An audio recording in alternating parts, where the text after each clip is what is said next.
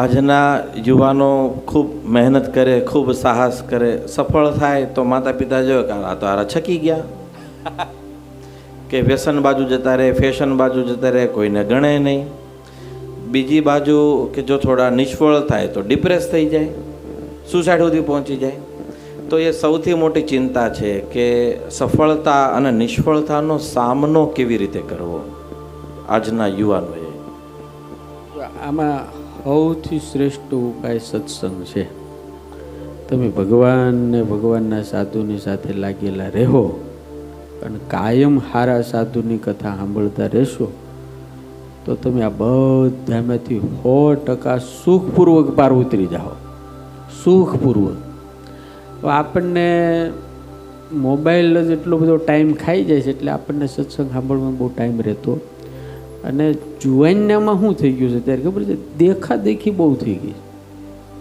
એટલી બધી ફેશનય વધી ગઈ છે અને એટલું બધું આમ દેખાડી દેવાનું વધી ગયું છે. પહેલાં આપણે કાંઈ એવું હતું નહીં, સોણી પહેરતા, બધા માથે ફાળિયું બાંધતા બધી. અત્યારે તો ભાઈ મને તો સારું એમ થાય કે અમુક લોકો તો 25-25 હજારના ખાલી શર્ટ પહેરે છે,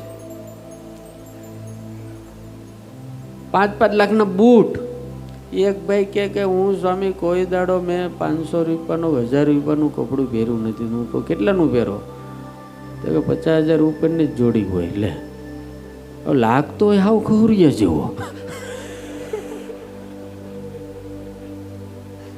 અમે જો આ 1500ની જોડી પહેરીએ છીએ, જો આમ તું લે. હવે હાલે કેટલી ખબર છે? આને એક હવા વરસ થઈ ગયું. લો આ કપડાં તમને કાંઈ લાગે જૂના થઈ ગયા એવું? એટલે આ મને તો કાંઈ ખબર જ નથી પડતી. હમણાં આમ ફોટો પાડતો ને કે શું કે વાળ લો હરકા કરી નાખું. મેં કે આ વાળ વગર ફોટો પાડીએ છીએ, આવાલું સાના મને. અમારે કેટલું સારું. કોઈ કે સ્વામી ફોટો હાલું આવતો જ રહે. હવે તમારે આમ બધું કરવું પડે ને. અમારે સીધો ટોકો કાંઈ કરવાનું જ નહીં, આવતું. એટલે ભગવાન નકરું સુખ જ આપ્યું છે આવરું. લ્યો, ઇન્સર્ટ કરવું ઇન્સર્ટ. અમારે બધું આમ આટલું બધું સીધું કામ હોય તો આવું અઘરું હું લેવાનું કરવાનું યાર. તમને આમ લાગતું નથી અમારે સારું છે? હે?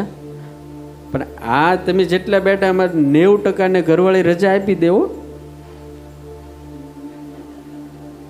કારણ કે તમારો ત્રાસ જ એટલું બધું, એટલે રાજી જ થાય કે આટલું બધું મળે છે. પછી આ ભલન જાતો બોલો ઓફિસે તે ઘેરે આવ્યો ને બટુકભાઈ, તે અંદર બહેનો 5-10 બહેનો વાતું કરતા હતા. આ બિચારો થાકીને સાંજે આવેલો, તે વાતું કરતા એક બેન કે અમારે બહુ સારું છે, એટલું બધું કમાય ને આખો દાડો. એમાં એક બેન બોલ્યો અમારે તો એટલું સારું કે અમારે એ જીવતા લાખના ને મરે 1.25 લાખના. એ આજે સાંભળતો એની ઘરવાળી જ બોલતી હતી. તો કે કેમ એવું?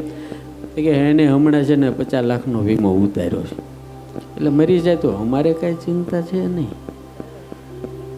તો ઓલાને વૈરાગ તો થયો જ નહીં.